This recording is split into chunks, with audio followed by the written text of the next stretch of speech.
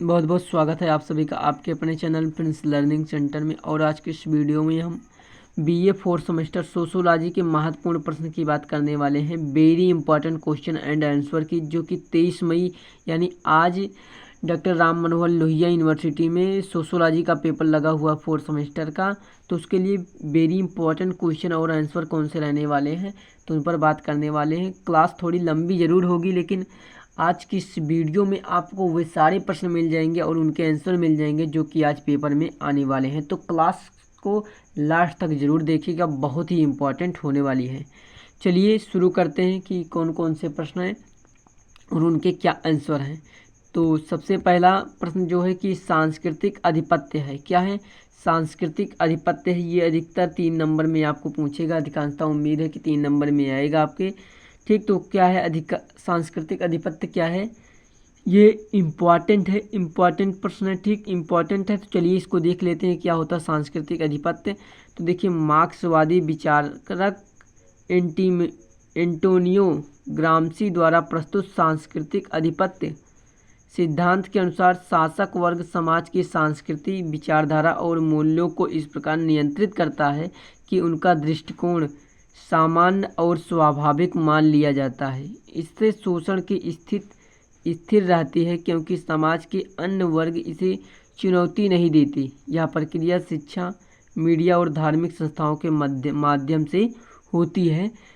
तो यह क्या कहलाता है? ये कहलाता है सांस्कृतिक आधिपत्य, जो कि वेरी इंपॉर्टेंट नहीं है लेकिन इम्पॉर्टेंट जरूर है। ठीक, चलिए अगला प्रश्न देखें। तो अगला प्रश्न संरचना मार्क्सवाद। ये भी क्वेश्चन क्या है, कभी कभी एग्जाम में पूछ लेता है, संरचना मार्क्सवाद से क्या आशय है। ठीक, तो इम्पॉर्टेंट है, स्टार लगा सकते हैं आप। तो चलिए इसका आंसर क्या होगा देखते हैं। क्या संरचनात्मक मार्क्सवाद, जिसे लुई अल्थुरेसिर ने प्रस्तुत किया, यह मानता है कि समाज की संरचनाएं जैसे राज्य, कानून, शिक्षा पूंजीवाद के अस्तित्व को बनाए रखने के लिए कार्य करती है। यह दृष्टिकोण शासक वर्ग के व्यक्तियों के बजाय सामाजिक संरचनाओं की भूमिका पर जोर देता है, अर्थात राज्य और अन्य संस्थाएं पूंजीवाद के दीर्घकालिक हितों की रक्षा करती है। अगला प्रश्न जो कि वेरी इंपॉर्टेंट प्रश्न है, वेरी वेरी इंपॉर्टेंट प्रश्न आप कह सकते हैं, VVIMP क्वेश्चन। तो आपके लिए बहुत ही इंपॉर्टेंट है, आपको तैयार जरूर कर लेना है। तो क्या है वो है पोरेल। क्या है? पोरेल। पोरेल से आप क्या समझते हैं, क्या आशा है? वेरी इंपॉर्टेंट प्रश्न है। चलिए इसका आंसर देखते हैं। देखिए, पोरेल जो होता है, पोरेल होता है, पोरेल एक शर्तीय रिहाई प्रक्रिया है जिसमें दोषी व्यक्ति को निर्धारित समय से पहले रिहा किया जाता है, बशर्ते वह अच्छे आचरण का पालन करे और पुनः अपराध न करे। यह प्रक्रिया न्यायिक प्रणाली के तहत होती है और पुनर्वास का एक हिस्सा मानी जाती है। तो पोरेल क्या होता है? पोरेल क्या होता है? एक शर्तीय रिहाई प्रक्रिया जिसमें दोषी को उसकी सजा के निर्धारित समय से पहले उसको छोड़ दिया जाता है। उसका अपराध की समय पूरा होने से पहले उसको छोड़ दिया जाता है। यह न्यायिक प्रणाली के तहत प्रक्रिया होती है। वह अपराध दोबारा नहीं करेगा, इस बेस पर उसको छोड़ दिया जाता है। वेरी इंपॉर्टेंट प्रश्न। क्या? वेरी इंपॉर्टेंट प्रश्न है, आपके पेपर में आज ये आने वाला है। अगला प्रश्न की बात करें तो अगला प्रश्न की है मादक द्रव्य व्यसन पर प्रकाश डालिए। कभी कभी एग्जाम में पूछ लेता है कि मादक द्रव्य व्यसन से आपका क्या आशय, स्पष्ट कीजिए। तो आप इसको तैयार जरूर कर लें। तो क्या होता है मादक द्रव्य व्यसन? एक मानसिक और शारीरिक स्थिति है जिसमें व्यक्ति नियमित रूप से मादक पदार्थों का सेवन करता है, जिससे उसकी दैनिक गतिविधियां प्रभावित होती हैं। यह सामाजिक, मानसिक और शारीरिक समस्याओं का कारण बनता है, जैसे कि पारिवारिक विघटन, अपराध और स्वास्थ्य समस्याएं। तो ये होता है मादक द्रव्य व्यसन। ठीक, तो ये इम्पॉर्टेंट क्वेश्चन है, इम्पॉर्टेंट है, पेपर में आ सकता है। अगला इम्पॉर्टेंट क्या है? अगला जो प्रश्न है वेरी इंपॉर्टेंट प्रश्न है, वेरी इंपॉर्टेंट है। पीढ़ी अंतराल को परिभाषित कीजिए। वेरी इंपॉर्टेंट प्रश्न है। ठीक, वेरी इंपॉर्टेंट प्रश्न है पीढ़ी अंतराल। तो पीढ़ी अंतराल दो पीढ़ियों के बीच सांस्कृतिक, विचारात्मक और तकनीकी मतभेदों को दर्शाता है। यह अंतर पारिवारिक और सामाजिक संबंधों में तनाव का कारण बन सकता है, क्योंकि युवा और वृद्ध पीढ़ियों विभिन्न दृष्टिकोणों और मूल्यों को अपनाती हैं, विभिन्न दृष्टिकोणों और मूल्यों को अपनाती हैं। चलिए अगला प्रश्न देखें। अगला प्रश्न है निर्धनता। वेरी इंपॉर्टेंट क्वेश्चन है निर्धनता। निर्धनता आप इसको स्टार लगा लीजिए, आपके पेपर में आज ये आने वाला है। निर्धनता क्या है? तो निर्धनता क्या है? निर्धनता एक सामाजिक आर्थिक स्थिति है जिसमें व्यक्ति या समुदाय के पास बुनियादी जीवन आवश्यकताओं को पूरा करने के लिए पर्याप्त साधन नहीं होते हैं। यह शिक्षा, स्वास्थ्य, आवास और पोषण जैसी आवश्यकताओं की कमी से संबंधित है, जीवन की गुणवत्ता को प्रभावित करती है। तो ये निर्धनता होती है। क्या होती है? निर्धनता एक सामाजिक आर्थिक स्थिति होती है जो व्यक्तियों के समुदाय की बुनियादी जीवनों की आवश्यकताओं को पूरा करने के लिए एक संसाधन नहीं होते हैं। ठीक, अगला इम्पॉर्टेंट प्रश्न जो है वेरी वेरी इंपॉर्टेंट प्रश्न कह सकते हैं आप, VVIMP प्रश्न कह सकते हैं। तो वह प्रश्न है सतत विकास। सतत विकास को परिभाषित कीजिए। वेरी इंपॉर्टेंट प्रश्न है, आज आपके पेपर में ये प्रश्न आने वाला ही है। आप इसको चाहे रट लो चाहे जो कर लो। तो सतत विकास को परिभाषित कीजिए। सतत विकास क्या होता है? ठीक, तो सतत विकास वह विकास है जो वर्तमान पीढ़ी की आवश्यकताओं को पूरा करता है। क्या? सतत विकास वह विकास है जो वर्तमान पीढ़ी की आवश्यकताओं को पूरा करता है, बिना भविष्य की पीढ़ियों की आवश्यकताओं को खतरे में डाले। वेटलैंड कमीशन की परिभाषा के अनुसार यह विकास पर्यावरणीय, सामाजिक और आर्थिक पहलुओं का संतुलन बनाए रखता है। तो ये सतत पोषणीय विकास कहलाता है या सतत विकास कहलाता है। ठीक, कभी कभी पूछ लेता है सतत पोषणीय विकास से आप क्या समझते हैं? सतत पोषणीय विकास, ठीक, सतत पोषणीय विकास क्या होता है? ये वेरी इंपॉर्टेंट प्रश्न ये भी है, सतत पोषणीय विकास। तो सतत विकास क्या होता है और सतत पोषणीय विकास क्या होता है, इसको भी आपको तैयार कर लेना है। उसके बाद होता है आधुनिकता। इम्पॉर्टेंट है, एग्जाम में पूछ लेता है कि आधुनिकता से आपका क्या आशय है। तो आधुनिकता क्या है? इम्पॉर्टेंट है, इम्पॉर्टेंट है। तो आधुनिकता एक सामाजिक और सांस्कृतिक प्रक्रिया है जिसमें परंपराओं और धार्मिक विश्वासों से हटकर विज्ञान, तर्क और व्यक्तिगत स्वतंत्रता को महत्व दिया जाता है, या औद्योगिकरण, शहरीकरण और लोकतांत्रिक मूल्यों के उदय से संबंधित होता है। तो आधुनिकता क्या होती है? एक सामाजिक प्रक्रिया है, सांस्कृतिक प्रक्रिया है जिसमें परंपराओं, धार्मिक विश्वासों को हटाकर उसमें विज्ञान, तर्कों का उपयोग किया जाता है। व्यक्तिगत स्वतंत्र रूप से अपना काम कर सकता है, उसको स्वतंत्रता दी जाती है। औद्योगिकरण, शहरीकरण और लोकतांत्रिक मूल्यों का उदय से भी इसका संबंध होता है। अगला प्रश्न है वैश्वीकरण, जो है वेरी वेरी इंपॉर्टेंट प्रश्न है। वैश्वीकरण और समाज का विकास, संक्षिप्त टिप्पणी लिखिए। तो वैश्वीकरण से आप क्या समझते हैं? ये प्रश्न भी पूछ लेता है कि वैश्वीकरण क्या होता है, वैश्वीकरण से क्या आशय है। तो यहाँ पर प्रश्न पूछ रहा वैश्वीकरण और समाज का विकास, संक्षिप्त टिप्पणी लिखिए। तो इसका आंसर क्या होगा? वेरी इंपॉर्टेंट हो जाएगा ये प्रश्न, वेरी वेरी इंपॉर्टेंट प्रश्न हो जाएगा। तो चलिए इसका आंसर जो होगा होगा वैश्वीकरण। वैश्वीकरण एक प्रक्रिया, क्या? वैश्वीकरण एक प्रक्रिया है जिसके माध्यम से देशों और समाजों के बीच आर्थिक, सांस्कृतिक और राजनीतिक संबंध बढ़ते हैं। यह सूचना प्रौद्योगिकी, व्यापार और सांस्कृतिक आदान प्रदान के माध्यम से होता है जो समाज के विकास को प्रभावित करता है, जो समाज के विकास को प्रभावित करने का कार्य करता है। तो वेरी इंपॉर्टेंट प्रश्न है, तैयार जरूर कर लीजिएगा। अगला है मादक द्रव्य व्यसन दुष्कार्य बताइए। देखिए अभी मादक द्रव्य व्यसन आया हुआ था, लेकिन यहाँ पर पूछ रहा है मादक द्रव्य व्यसन के दुष्कार्य क्या बताइए। दुष्कार्य क्या है? इंपॉर्टेंट प्रश्न है, आप इसको तैयार जरूर कर लेना। इंपॉर्टेंट प्रश्न है, इंपॉर्टेंट। ठीक, देखिए मादक द्रव्य व्यसन के दुष्कार्य में शारीरिक और मानसिक स्वास्थ्य समस्याएं, अपराध में वृद्धि, पारिवारिक विघटन और सामाजिक असुरक्षा शामिल है। यह समाज की समृद्धि और विकास में बाधक बनता है, यह समाज की वृद्धि और विकास में बाधक बनने का कार्य करता है। अगला है कि अपराध और बाल अपराध में अंतर क्या होता है। वेरी इंपॉर्टेंट प्रश्न है कि अपराध और बाल अपराध में अंतर क्या होता है। कभी कभी एग्जाम में पूछ लेता है बाल अपराध से क्या आशय है, स्पष्ट कीजिए। बाल अपराध किसे कहते हैं? तो ये प्रश्न बहुत ही इंपॉर्टेंट हो जाता है, VVIMP कह सकते हैं आप इस प्रश्न को, वेरी वेरी इंपॉर्टेंट प्रश्न है। तो देखिए बाल अपराध क्या होता है। अपराध वह अवैध क्रियाएं हैं जो समाज के नियमों और कानूनों का उल्लंघन करती हैं। अपराध क्या होती हैं? वे अवैध क्रियाएं होती हैं जो समाज के कानूनों का उल्लंघन करती हैं।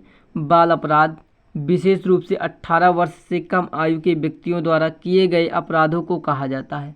जो व्यक्ति 18 वर्ष से कम आयु में अपराध करते हैं उसे बाल अपराध कहा जाता है। जो किशोरावस्था में मानसिकता और परिस्थितियों से प्रभावित होते हैं, जो किशोरावस्था में मानसिकता और परिस्थितियों से प्रभावित होते हैं। तो वेरी इंपॉर्टेंट प्रश्न है कि बाल अपराध क्या होता है और अपराध बाल अपराध में ये अंतर देखने को मिलता है। ठीक, चलिए अगला प्रश्न देखें। अगला है क्षेत्रीय अल्पसंख्यकों की समस्याओं का मुख कीजिए। क्षेत्रीय अल्पसंख्यकों की समस्याओं का मुख कीजिए तो क्या है, इंपॉर्टेंट प्रश्न है, कभी कभी प्रश्न में आ जाता है, लेकिन यहाँ से कभी कभी पूछ लेता कि अल्पसंख्यकों से आपका क्या आशय है। ठीक, तो ये यहाँ से इम्पॉर्टेंट हो जाता है, वेरी इंपॉर्टेंट आप कह सकते हैं कि अल्पसंख्यकों से आपका क्या आशय है, अल्पसंख्यक क्या होते हैं। ठीक, ये प्रश्न इम्पॉर्टेंट हो जाता है। आइए देखते हैं कि अल्पसंख्यकों की समस्याओं का मुख्य क्या है क्षेत्रीय अल्पसंख्यकों का। तो क्या क्षेत्रीय अल्पसंख्यक वे समूह हैं जो भौगोलिक दृष्टि से एक विशेष क्षेत्र में रहते हैं और सांस्कृतिक, भाषाई या धर्म रूप से बहुसंख्यक होते हैं। ठीक, बहुसंख्यक होते हैं। बहुसंख्यक समाज में भिन्न होते हैं। इनकी समस्याओं में पहचान का संकट, शिक्षा और रोजगार में भेदभाव और राजनीतिक प्रतिनिधित्व में भी शामिल होती है, में कमी शामिल होती है। क्या कमी शामिल होती है। अगला प्रश्न क्या है, इम्पॉर्टेंट प्रश्न है, भारत में लिंग असमानता का उन्मूलन के उपाय सुझाइए। इम्पॉर्टेंट प्रश्न है कि भारत में लिंग असमानता के उन्मूलन उपाय क्या क्या हैं। देखिए, भारत में लिंग असमानता के समाप्त करने के लिए शिक्षा में समानता, महिलाओं के लिए सुरक्षित कार्यस्थल और कानूनी अधिकारों का सशक्तिकरण आवश्यक है। सरकार द्वारा महिला आरक्षण, बालिका शिक्षा योजनाएं और घरेलू हिंसा के खिलाफ कानूनों को सख्ती से पालन किया जाना चाहिए। सामाजिक जागरूकता अभियानों के माध्यम से परंपरागत लिंग भूमिकाओं की चुनौती देना भी महत्वपूर्ण है। तो भारत में लिंग असमानता उन्मूलन के ये उपाय हैं जिनके द्वारा इसको कम किया जा सकता है, सुधारा जा सकता है। अगला इम्पॉर्टेंट प्रश्न है कि कामुकता का इतिहास, मिशेल फूफे के सिद्धांत क्या हैं। वेरी इंपॉर्टेंट आप प्रश्न कह सकते हैं कि कामुकता के सिद्धांत से आप क्या समझते हैं। वेरी इंपॉर्टेंट प्रश्न है, वेरी इंपॉर्टेंट, कामुकता का सिद्धांत। तो देखिए, मिशेल फूफो की पुस्तक कामुकता का इतिहास यौनिकता को लेकर पश्चिमी समाज में फैली दमनात्मक परिकल्पना को चुनौती देती है। पारंपरिक दृष्टिकोण की यह मान्यता है कि 17वीं और 19वीं सदी तक यौनिकता को दबाया गया और उस पर चुप्पी साधी गई, लेकिन फूफो का तर्क है कि इस अवधि में वास्तव में यौनिकता पर ज़्यादा चर्चा हुई। चर्चा चिकित्सा क्षेत्र और कानून के माध्यम से यह चर्चा नहीं बल्कि एक नियंत्रण और ज्ञान के उत्पादन का तरीका थी। फूफो ने बताया कि जैसे यौनिकता को ज्ञान की इच्छा के तहत समझा गया, एक वैज्ञानिक, नैतिक और सामाजिक विषय के रूप में, उदाहरण के लिए समलैंगिकता को एक व्यक्ति की पहचान बना दिया गया, न कि एक व्यवहार। यौनिकता पर एक सामाजिक नियंत्रण, शक्ति और ज्ञान के रिश्ते उजागर करता है। फूफो के अनुसार यौनिकता कोई प्राकृतिक सच्चाई नहीं बल्कि ऐतिहासिक और सामाजिक निर्माण है। क्या है, ऐतिहासिक और सामाजिक निर्माण है। तो क्या है, ये वेरी इंपॉर्टेंट प्रश्न है, ये वेरी इंपॉर्टेंट प्रश्न कह सकते हैं, आपको एग्जाम में आने वाला है ये प्रश्न, तो आप सभी लोग इस प्रश्न को तैयार कर लीजिए। ठीक, अगला प्रश्न जो इम्पॉर्टेंट प्रश्न है वो क्या है, समाज में आधिपत्य सिद्धांत। समाज में आधिपत्य सिद्धांत की थ्योरी क्या है, थ्योरी क्या है, इम्पॉर्टेंट है प्रश्न। क्या ये प्रश्न इम्पॉर्टेंट है, समाज में आधिपत्य का सिद्धांत क्या है, इम्पॉर्टेंट क्वेश्चन है। आइए देख लेते हैं। तो क्या समाज में आधिपत्य सिद्धांत, समाज में आधिपत्य का मुख्य उद्देश्य यह समझना है कि किस प्रकार एक वर्ग या समूह बिना बल प्रयोग वैचारिक और सांस्कृतिक साधनों से समाज पर अपना प्रभुत्व स्थापित करता है।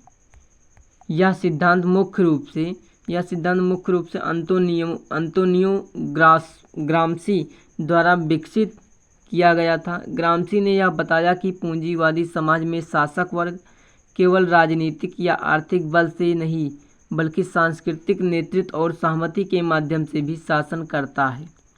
जनता इस प्रभुत्व को अपनी सहज मान्यताओं के रूप में स्वीकार कर लेती है। ग्राम्शी के अनुसार शासक वर्ग शिक्षा, मीडिया, धर्म और परिवार जैसी संस्थाओं के माध्यम से आदर्श विचारधारा को सामान्य और स्वाभाविक बना देता है, जिससे अन्य वर्गों को शोषण का एहसास भी नहीं होता, जिससे कि अन्य वर्गों को शोषण का एहसास भी नहीं होता है। तो ये होता है। ठीक, अगला इम्पॉर्टेंट प्रश्न क्या है, वेरी इंपॉर्टेंट प्रश्न है, बहुत ही महत्वपूर्ण है कि आत्महत्या क्या है। आत्महत्या के विभिन्न प्रकारों का विश्लेषण कीजिए। तो आत्महत्या से क्या आशय, इसके विभिन्न प्रकार क्या क्या हैं, तो इसका विश्लेषण करना है। तो आत्महत्या क्या है, ये 3 नंबर में भी प्रश्न पूछ लेता है, वेरी इंपॉर्टेंट प्रश्न है, VVIMP क्वेश्चन है, आपको इसको तैयार जरूर से ज़रूर कर लेना है। तो आइए जानते हैं कि आत्महत्या क्या है, इसके विभिन्न प्रकारों का विश्लेषण कैसे करें। तो आत्महत्या, सबसे पहले जानते हैं आत्महत्या क्या है। आत्महत्या वह प्रक्रिया जिसमें कोई व्यक्ति जानबूझकर अपने जीवन का अंत कर लेता है, आत्महत्या कहलाता है। समाजशास्त्रीय दृष्टिकोण से आत्महत्या केवल एक व्यक्तिगत मानसिक समस्या नहीं, बल्कि यह समाज और व्यक्ति के आपसी संबंधों से जुड़ी एक गहन सामाजिक प्रक्रिया कहलाती है। ये आत्महत्या होती है जिसमें कोई व्यक्ति जानबूझकर अपनी हत्या कर लेता है। ये सामाजिक नहीं बल्कि आपसी संबंधों से जुड़ी एक सामाजिक प्रक्रिया है। उसके बाद एमिल दुर्खिम क्या कहते हैं, एमिल दुर्खिम कहते हैं कि जो कि आधुनिक समाजशास्त्र के जनक माने जाते हैं, उन्होंने आत्महत्या पर अपने सिद्धांत कृति में 1897 आत्महत्या को समाज में व्याप्त सामाजिक एकीकरण और सामाजिक विनियमन की मात्रा से जोड़ा। दुर्खिम के अनुसार जब व्यक्ति समाज से पर्याप्त रूप से जुड़ा नहीं होता है या समाज से अधिक नियंत्रण होता है तो आत्महत्या की संभावना बढ़ जाती है। ठीक, उसकी आत्महत्या की संभावनाएं अधिक हो जाती हैं। आत्महत्या के प्रमुख प्रकार क्या हैं, आत्महत्या के प्रमुख प्रकार क्या हैं। दुर्खिम के अनुसार पहला है कि आत्मकेंद्रित आत्महत्या, जब व्यक्ति समाज से अलग पड़ जाता है तो और एकीकरण की कमी महसूस करता है, जैसे अकेलापन, तलाक, पारिवारिक विघटन आदि, तो वह आत्महत्या का शिकार हो जाता है। दूसरा कि परोपकारी आत्महत्या, जब व्यक्ति समाज के प्रति अत्यधिक समर्पित होता है और समूह के लिए अपने प्राण त्याग देता है, जैसे सैनिक बलिदान, ऐतिहासिक रूप से सती प्रथा, ठीक, तो भी वो आत्महत्या हो जाती है। अगला है कि अनामिक आत्महत्या तब होती है जब समाज को नियम, मूल्य और स्थिरता का अभाव होता है, जैसे अधिक मंदी, बेरोजगारी या अचानक सामाजिक परिवर्तन। ठीक, तो ये क्या कहलाता है, अनामिक आत्महत्या। अगला है परिवर्तित आत्महत्या, तो यह उन लोगों द्वारा की जाती है जो अत्यधिक सामाजिक नियंत्रण या दमन झेलते हैं, जैसे जेल में बंद कैदी, अत्याचारी, वैवाहिक संबंधों में फंसी महिलाएं, तो ये सब परिवर्तित आत्महत्या कहलाती है। तो दोस्तों ये थे कुछ महत्वपूर्ण प्रश्न जो कि आज आपके पेपर में आने वाले हैं। 23 मई को आज का ये पेपर जो है सोशियोलॉजी 4th सेमेस्टर का वेरी इंपॉर्टेंट प्रश्न है। ये प्रश्न आपको वहाँ पर मिलने वाले हैं, तो इन सभी प्रश्नों को आपको तैयार जरूर कर लेना है। तो ऐसे ही अपडेटेड जानकारी के लिए, ऐसे इंपॉर्टेंट क्वेश्चनों की जानकारी के लिए आप हमारे चैनल को सब्सक्राइब जरूर करें। मिलते हैं ऐसे नेक्स्ट वीडियो में, तब तक के लिए आप सभी को थैंक यू।